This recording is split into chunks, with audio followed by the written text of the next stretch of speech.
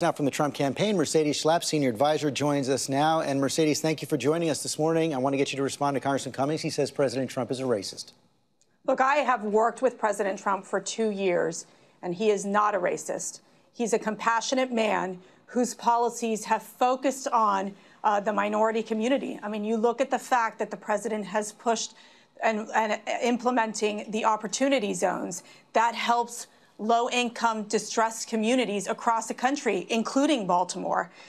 You look at the fact that the unemployment numbers for African Americans is at its lowest, for Hispanics at its lowest. I mean, he is a results-oriented president who is focused on helping uplift all Americans, including blacks, including Hispanics. And I have to say, I've been with him in the room with all these different communities.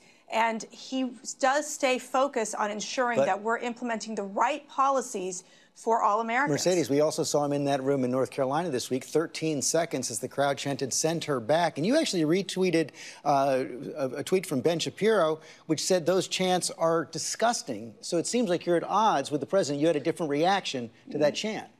Not at all. The president disavowed the chant. The president made it clear that he wasn't happy with the chant, and he disagreed with it. I think at the end of the day, hold on a second. Let me just stop you there. Where did the president make it clear that he wasn't happy with the chant in that moment? I'm going to roll it again, and we can roll it as you're watching. He made it clear in the press conference that he had the day afterwards. The next day, he said he wasn't happy with it. He didn't show it in the moment. And this well, I mean, you all can make that analysis. And I'm sure you've been to a Trump rally. There's a lot of emotion. There's a lot going on. He continued with his speech. He made it very clear the next day that he was not happy with the chant. But what I'm unhappy about are the chants of the squad, the chants of anti-American, anti-Semitic chants that they push forward. The fact that when you look at the squad being the new Democrat leadership, and the fact that even many of these Democrats are concerned. Even Congressman Cummings said that he's concerned with their race, just calling freely people racist, calling people, making anti-Semitic remarks, being that a distraction. Many of these Democrats are concerned that the squad is now the new Democrat leadership. I mean, even for them, the squad, to imply that Nancy Pelosi was a racist, that even the president came out and said that was disrespectful. So they have to be very careful when they're painting half of America as being racist. That is very problematic. And we cannot use that term very loosely. And you did hear Chairman Cummings there say he does think they have to learn to talk about things in a different way. But you keep talking about how the president disavowed the chant. Just yesterday, and I want to show it up on the screen right now, he sent around a tweet from a woman named Katie Hopkins, which says the new campaign slogan for 2020 is "Don't love it, leave it, send her back" is the new "Lock her up." Well done to Team Trump. The president retweeted that tweet yesterday. That doesn't sound like he's disavowing the chant. Look, he made it very clear that he disagreed with the chant. And I will tell you, he stands with those people in North Carolina, across the country, who support him. And why? Because they love America. They know that the president is fighting for them every day. And it's African Americans, it's Hispanics, it's women, it's men. I've been to those rallies. I've been to those events where they say, I love this country. I love the American flag. What are you seeing on the other side? You're seeing the squad dictating the rules of the Democratic Party, which is very clear that they're pushing forward, you know, very disturbing statements. It sounds like they're calling our Border Patrol agents Nazis. They're calling our detention centers concentration camps. Omar herself has come out with very anti-Semitic remarks, basically saying to legislators that you have dual loyalty.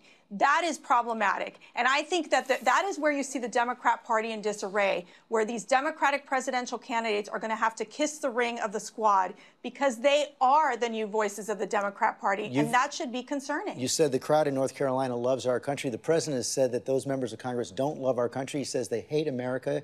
That's the textbook definition of saying someone is not patriotic. I mean, I worry. I tell you, my parents came here from Cuba.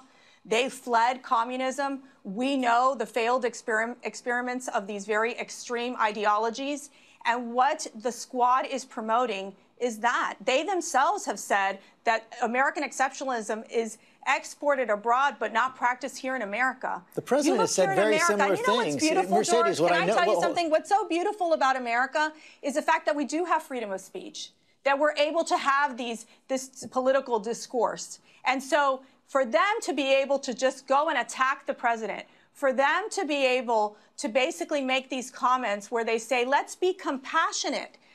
For example, Omar came out basically writing a letter to a judge saying, let's be compassionate. Let's show compassion to those individuals who are going to plan to join ISIS. That's disturbing to me. When they push forward a government-controlled agenda where that is something that we know could be incredibly destructive to our democracy, that's problematic, George. That's for your view, but you and the president seem to be saying that if you criticize the United States, conditions in the United States while he's president, that's unpatriotic. The president was roundly criticizing the conditions in the United States when he was not president.